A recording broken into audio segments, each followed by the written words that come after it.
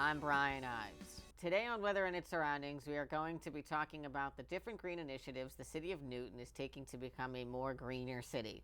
Joining me in the studio today is Marcia Cooper. Marcia is the president of Green Newton. Thanks for joining me today. Thank you, Brian. Thank you. Marcia, before we begin today's show, would you please introduce yourself to our viewers and tell us a little bit about your background? Okay. Well, I've been the president of Green Newton for around 9 years, and it's just an exciting volunteer position, working with a great board of directors, and we have about 400 family members, 1,500 people who subscribe to our e-news bulletin, and we collaborate with the city, city leaders, the mayor's office, city councilors, co-directors of sustainability on issues, environmental issues that are concern to all of us. All right. So, well, I guess you touched on it a little bit here, but for our viewers that really don't know, can you tell us a little bit about what is Green Newton? Okay. Well, we pick priority projects to work on, such as we have Newton Energy Savers that we're collaborating with the city on, and that mainly involves helping residents to sign up for the home energy assessments through Mass Save, and then have their homes weatherized, add insulation, make the homes more energy efficient, and thereby conserve energy. Then we also have Newton Go Solar, which is helping, obviously, people to install solar installations. It's a terrific program that we've started in April. We've had previous solar programs, and this one we're rolling along. That if people, want to look at our website, we have detailed information about that. Okay. And then then we're advocating for measures to be taken in Newton to make the community more sustainable. Okay. Well, and you kind of also touched upon this then, our next question, and that is, in what ways does Green Newton work with the city to promote a more greener way to live? Okay, well, there are some key issues, and sometimes issues come into the forefront at different times. Let's say like leaf blowers, it was a hot issue for a period of time. One of those and things we'll be touching on later in the show. And as we know that sustainable housing development is an issue that's of importance to us. We have a problem with gas leaks in the city, so we are trying to make sure that those are taken care of properly. And transportation issues. Another thing we'll be discussing later on in the show. And recycling, Of course. So we have a very, very active group and really interested in getting stuff done as soon as possible so that we can make a difference locally. All right. So according to the Green Newton website, your organization, we're going to talk about development now, and I've read that your organization supports the Austin Street development, one of the more controversial developments in the city right now. How does the organization think that this development will help in making Newton a more green city to live in? Well, the Austin Street development is designed in a very sustainable way. All the features are very green. There's going to be... we have, this is, for those that don't know what we're looking at here, this is a rendered sketch of I think must be part of the Austin Street development that is being talked about. Right, and so it's going to be an ideal housing option for people who want to downsize from their homes, for young people who are looking to come into our community, and a certain percentage of it. I believe it's around 25% is affordable. And the whole idea is that we imagine that people will move in, they'll be able to shop in their neighborhood without getting in their cars, they'll be able to take public transportation. And so the idea is, I know that some people are worried about more traffic, but we believe that it'll be less traffic because people will not need to get in their cars to be driving to get to Newtonville. Right. They'll be right there. They can go to the supermarkets there, the CVS, restaurants. And so we see it as a really positive addition to the neighborhood. Okay. Well, on our continuation topic of development, There's more than just the Austin Street development that's going on in the city. Another development is redeveloping the Marshall's Plaza, located right down the road here from where we are located here at the new TV studios. And uh, this is a development that has already seen some changes already to it and is a continuation of a work in progress. What does Green Newton think of this development, and would they be for it with the city? Right. This is a project that we actually haven't discussed Mm-hmm. within our board. We take project by project Right. essentially, and we know that there's going to have some work to do to Right. make it that there's transportation, not just, it needs to be walkable Right. and provide a way maybe that people can park at a certain place and be shuttled, to the development. But it certainly is walkable for the people there, to restaurants, to shopping, and all of that. So, but we really haven't discussed it as a board of Green Newton. Okay. Well, in a general sense speaking, from what it seems as if, more than not, the Green Newton is more keen on development in Newton. And we're recently, obviously, we're seeing a lot of development in Newton in all different parts of the city come up. In a general sense, what does the organization think of development?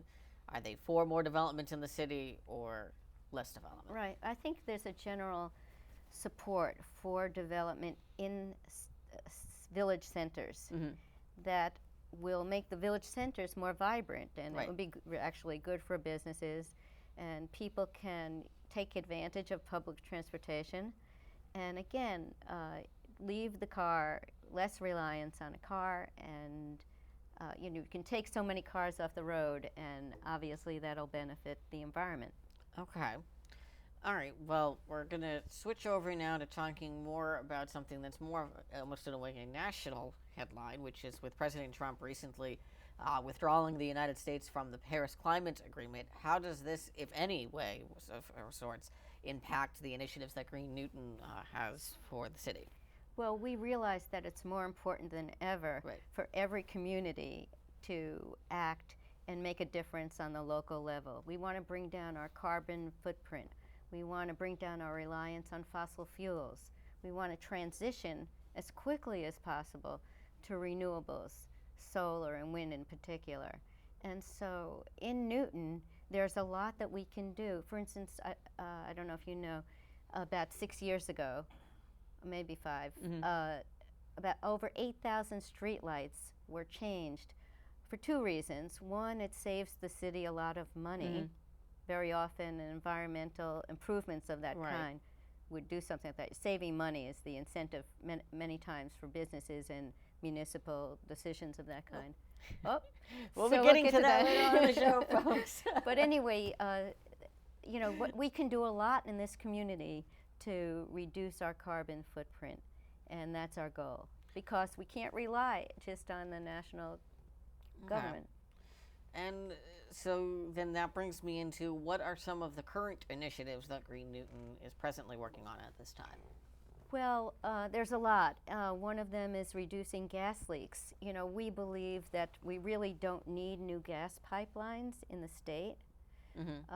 That if we are making a serious effort to not drag our feet to have more solar and wind, that should be a really vibrant effort to transition as quickly as possible to those things.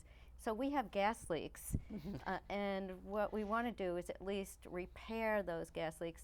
I believe that, I can't say this 100% certainty, but I believe that about 10% of what we pay in our bills goes for gas that's leaked. So gas that doesn't even take care of anything of heating our homes. Right. So we are trying to work on the problem of gas leaks. There's a lot of them in the city. We lose trees, hundreds of trees, in the 500 range. And so that's a serious problem that we're addressing. Also, we are trying to help the city. There's something called aggregation of municipal energy. Have you heard of it? Aggregation. I think I read somewhat about it. I haven't read So- in full detail, but I've read some about it. And the city is calling it choice energy. I hope I have the name right. I just want to be sure. I'll refer to so I don't confuse. Oh, power choice. Yes. Good thing I checked. It's power choice, and the concept behind it is that the city can be on one energy plan, and get a better rate and a greener plan, so we can support the development of more solar and wind. Brookline is an example of a community that's recently done it, and the state mandates that 12% of our energy Yep. goes to development of wind and solar. Okay. And Newton, like Brookline has done, has the ability to go above and beyond that percent, maybe pay a little bit more, just a little bit more. Right. And if people can't afford to do it, they can opt out. So it's a plan that's in the process, Right. and Green Newton is going to try to help get the word out to people so that people can understand what it's about. All right. So, in addition, now going back to our controversial topics, we saw a picture of a leaf blower up here a minute ago. If we can go back to that, that is another big controversial topic in the city: leaf blowers. What is The Green problem. Newton's take on leaf blowers? Well, one problem, but it's, in all honesty, it is a problem.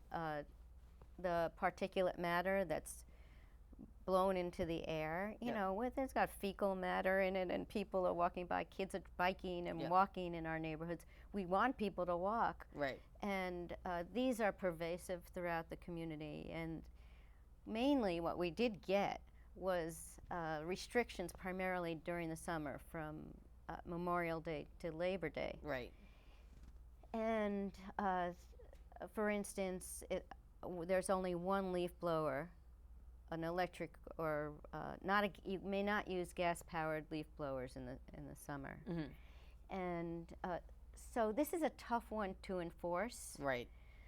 But in addition to the pollutants that are blown around the air, and even the workers who inhale it, Right.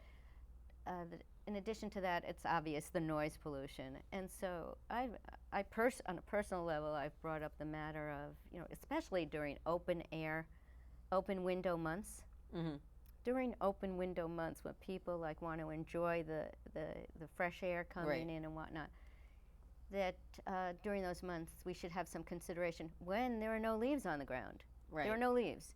So recently in the tab, for instance, people writing, talk about debris. Right. And, I recently had visitors from out of town, and I said to them, did you notice when you drove into Newton, that, oh my goodness, Newton looks like a great place to live, but, there's leaf cuttings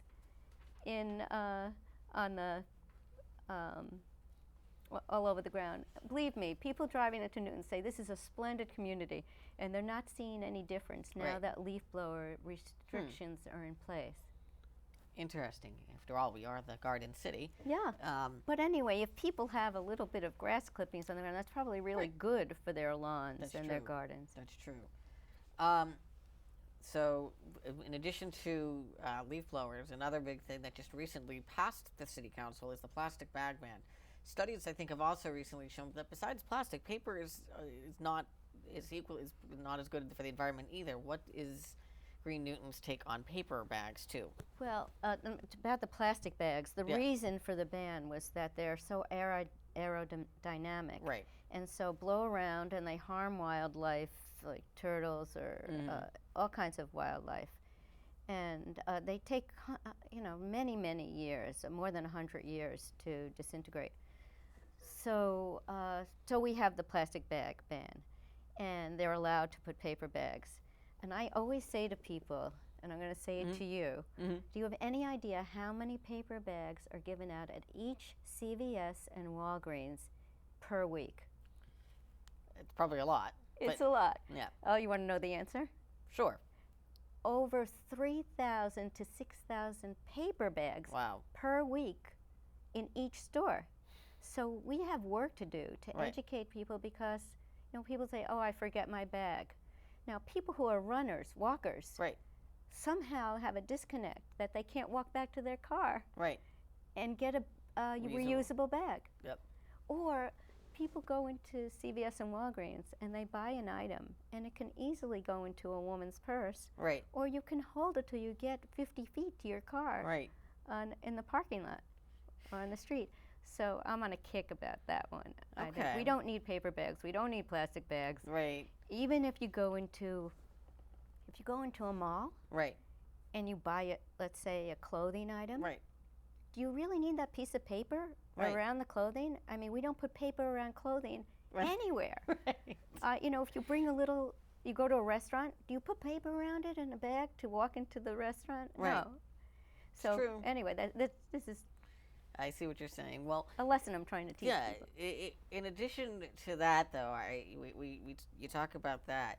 There are cities and towns, and I know for a fact, and as an example too, like Washington D.C. I lived there for a semester, and they have a fee that if you want to use if you're at the store and you're going to buy something and you go to the checkout, they charge you, I think, like 25 cents or 50 cents per bag. Yeah, I Is think this they should something charge that $5 per bag. People won't do it then. Is this something I'm the city kidding. of Newton Yeah. should take up and look into? I'm kidding about Right. the $5, but people wouldn't do it then. And if you even put 10 cents on a bag, people will remember to bring their reusable bags. It's no big deal. Right. I use reusable bags all the Yeah. time, and I don't get ill from anything. Right. I'm knock on wood. Right. I'm pretty healthy. Right. So there's nothing wrong with it. People need to get, to think about their impact on the planet, on the earth. What are you doing? It's not just, putting the newspapers in the recycle bin and the milk container and the items that go in. It takes more than that, a consciousness about it. It's true.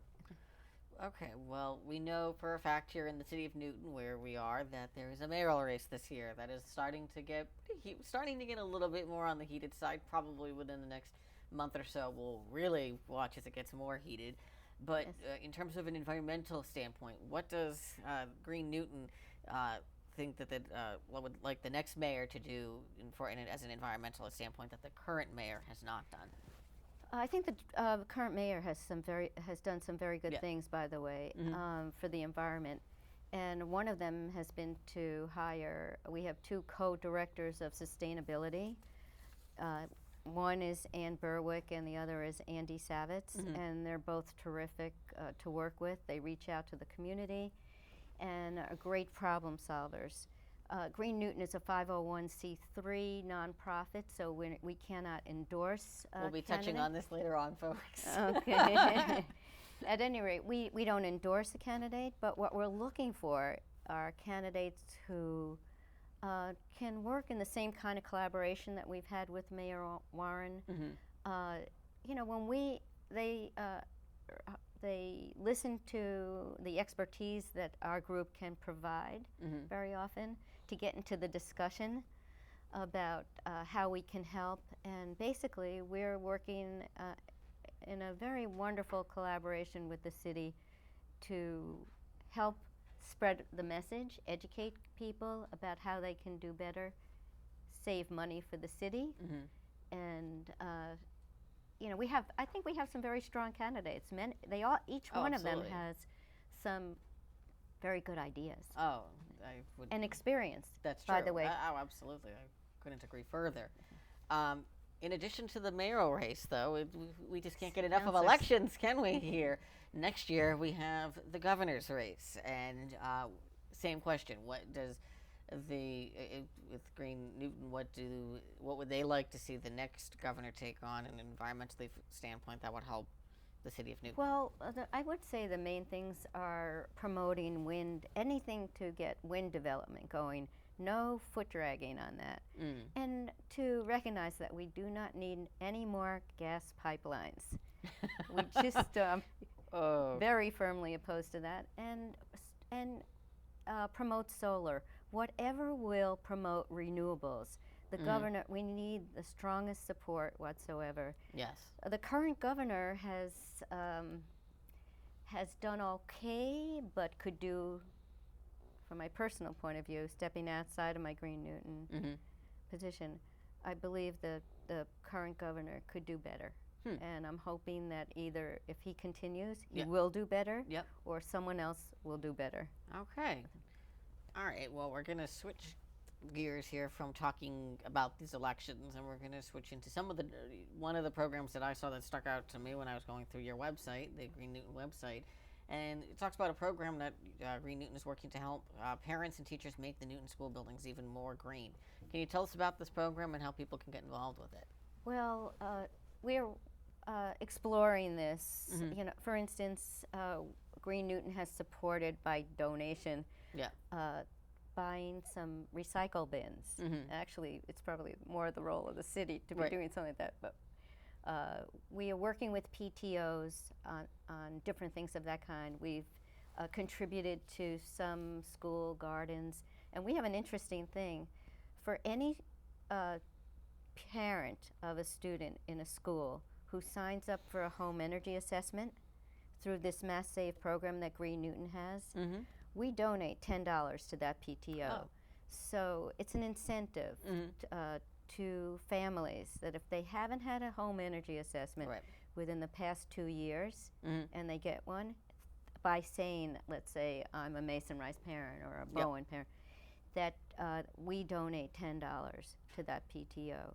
So that's back to the home energy assessment. Within the schools, we are advocating. That's kind of a domain also of the High Performance Building Coalition, working with, and which reminds me that we do collaborate with other groups, a lot of very good environmental groups. And it takes us all our collaboration to make progress. Well, that's great. That definitely is great. We touched a little bit upon this earlier, but we saw that this is, I think, another big issue here in the city, and that's public transportation. As we know, one of the big things that people face around getting around the city and making it be a more public transportation city. What is Green Newton's take on this issue, and how would they like to see in the years to come this issue taken upon? Well, this is where we have a good collaboration with Bike Newton and the pedestrian task force. We have very good people with that, with those groups that we work with, and we help them in their advocacy for safer, more bike lanes and safer pedestrian access. We need sidewalks that are shoveled in the winter and cleared, just cleared of debris, wide enough and all that. We really need good sidewalks. And by the way, one of the things I mentioned, Green Newton's we have an e-news bulletin. And we promote these. We promote these, let's say, shovel your sidewalks, tips for people. In our newsletter. I said, we have 1,500 subscribers. If anyone in your viewer audience is not getting it, they could contact www.greennewton.org to sign up for it. And we have a calendar of events. We have ways that people can advocate for better environmental policy. And it's just fun events, too, that we have. Actually, as a matter of fact, we have a Green Business Expo. I believe it's on October 15th. It's that weekend on Sunday. And we feature sustainable business practices and products of that kind. Well, and we're actually we'll touch more upon events and stuff that you guys have upcoming in just a few minutes. But in addition to, when we saw a picture of this earlier of the Upper Falls Greenway, is biking around the city. And as you just said, you have a collaboration with Bike Newton. How is Green Newton working to try to make, and that has always been an issue here around the city, making Newton a more bike-friendly city and more accessible around getting around? Well, basically through education, I would say, and again, advocacy, that when there's, I think we are also privy to the city's transportation plans. So we have people in our group who have expertise in that area, who are reviewing the plans, and they offer recommendations that would benefit pedestrians and people who bike, and really all of us, because the idea is we want to take cars off the road. Oh, that's And fantastic. walkability. And in addition to now talking about this, last year it's known that the Newton City Council rejected an effort to put 2 rows of solar panels, and you talked about solar panels earlier in the show, in the parking lot of the Newton Free Library. Does Green Newton believe that the City Council should re-examine the issue of solar panels? And is this something that we should relook at, the solar panels at the Newton Free Library parking lot? Well, by the way, Green Newton for the past 2 years has donated funds for the planting of 7 street trees. We did in 2016, and we just recently did that again. So we are, of course, very much in favor of trees. And I think there was a strong effort to avoid any loss of trees. There were, in our mind, it was minimal for the gain that we would get to set an example at the library parking lot. And I'm at the library now a couple of times a week, and I'm noticing that people are driving around looking for shade to park under, and if we had solar panels there, it would be, in the winter, if it was raining or snowing, you'd have that shelter, and if it was in the summer, you'd have the shade. So we were disappointed on that vote, but we are glad that the plans are in the works for adding more solar. And this was the proposed, by the way, folks, this was what was originally proposed, of putting solar panels in the Newton Free Library parking lot, that was obviously rejected by the City Council. We have things that you get used to in the city, like a million telephone poles, and no one complains like how ugly they are. They are pretty ugly, but no one is distraught about it.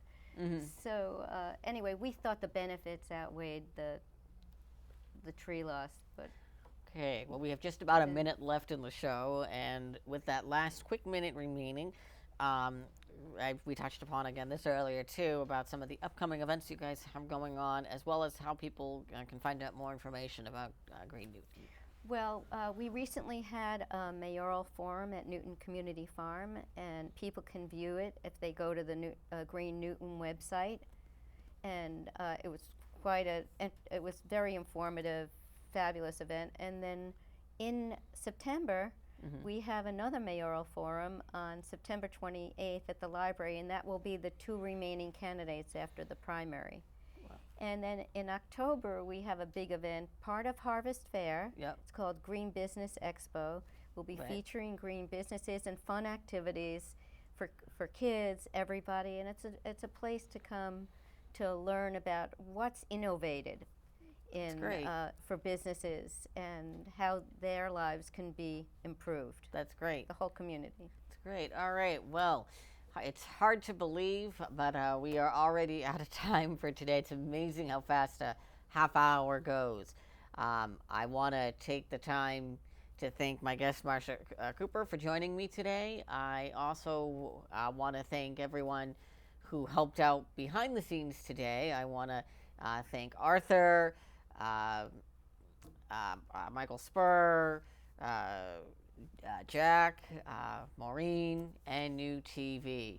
If you'd like more information about what you saw on today's program, you can check out the Weather and Its Surroundings Facebook page at Weather and just by going facebook.com/Weather and Its Surroundings. And be sure to give us a like. And you can also follow us on Twitter at Newton with a capital N, and then a capital M, and a capital A, and a capital W Weather. And be sure to follow us there. And you can also check out the Green Newton website at greennewton.org for more information. And if you missed any portion of this episode, you can view it again at newtv.org. And if you have questions or comments or suggestions for future shows, you can email me directly at brianives@gmail.com. Thank you so much for watching, and we'll see you again next time. Thank you.